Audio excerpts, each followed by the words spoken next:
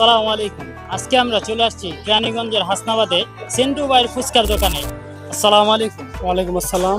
ভাই কেমন আছেন? আচ্ছা, তো আলহামদুলিল্লাহ। যেহেতু রমজান মাস, আমরা শুনতে পারলাম যে আপনি নাকি ভিন্ন আইটেম যে মানুষের কাছে সেল করছেন, তো সেগুলো যদি একটু বলতেন কি কি সেল করছেন। ভাই বিসমিল্লাহির রহমানির রহিম। ভাই আমি রোজার মাস সবসময় চটপটি বিক্রি করি। রোজার মাস চিন্তা করলাম যে নাকি ব্যতিক্রম কিছু একটা করার জন্য। তো প্রচুর গরম থাকবে, তার জন্য আমি ভালো খাওয়ার জন্য যেমন লাচ্ছি আছে, স্পেশাল লাচ্ছি, নর্মাল লাচ্ছি, আর একটা আইটেম আছে আমার দই চিড়া। ঠিক আছে, তো আমরা সবগুলোই কিন্তু উপস্থাপনা করব।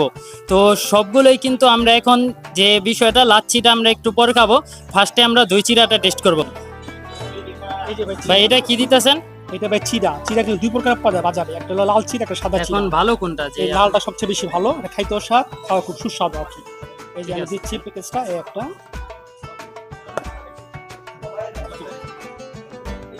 এগুলা কি দেওয়া হইতাছে ভাই? এটা ভাই দুধের মালাই।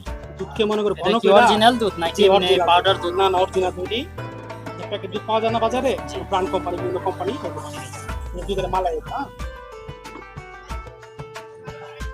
দুধের মালাই দেওয়া হলো। দিলাম আমি চিনি। চিনি যে যেরকম খায় সেরকম দিতে হয় আর কি। এখন কি মানুষের যে একটা রেগুলার তো সবসময় হ্যাঁ, একটা দেয়া যায়। এই রেগুলার যেটা আছে সেটা দিলাম।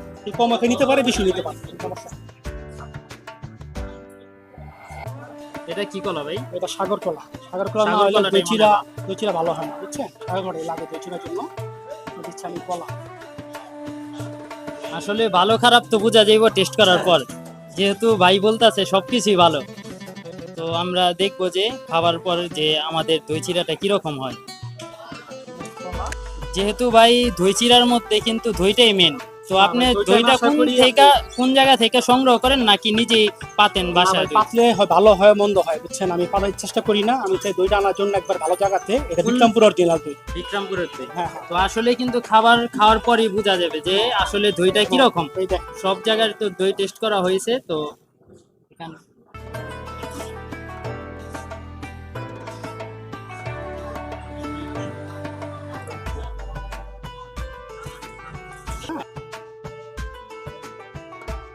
এখন কি দিতেছেন? এটা কিসমিস।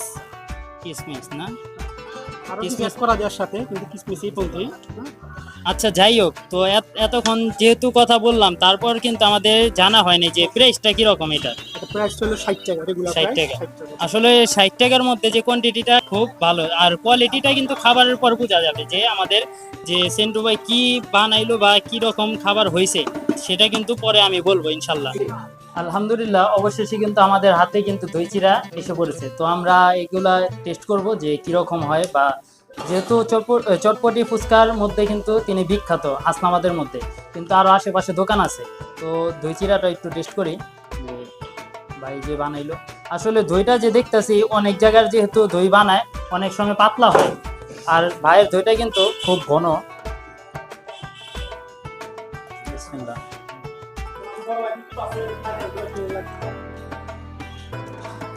টেস্টটা কিন্তু খুবই মাশাআল্লাহ। তো আসলে না খাওয়ার পর কিন্তু বলতে পারবেন না, খাইলে অবশ্যই বলতে পারবেন, কিন্তু আমি যেহেতু বলতেছি, অনেকে বলতে পারেন এই ভিডিওটা ভাইরাল হওয়ার জন্য কিন্তু বলতেছে আসলে ভালো, কিন্তু আমি কিন্তু আশেপাশের মানুষ কিন্তু এখানে আছে, তো তাদেরকে একটু টেস্ট করাবো যে আসলেই কি এটা ভালো কিনা। তো আমাদের বড় ভাই একজন মিতুল ভাই, ভাই একটু যদি খাইতেন যে সেন্ট্রো ভাইয়ের যেহেতু চটপটি ফুচকা বিখ্যাত, তো দই চিড়াটা কিরকম একটু যদি বলতেন।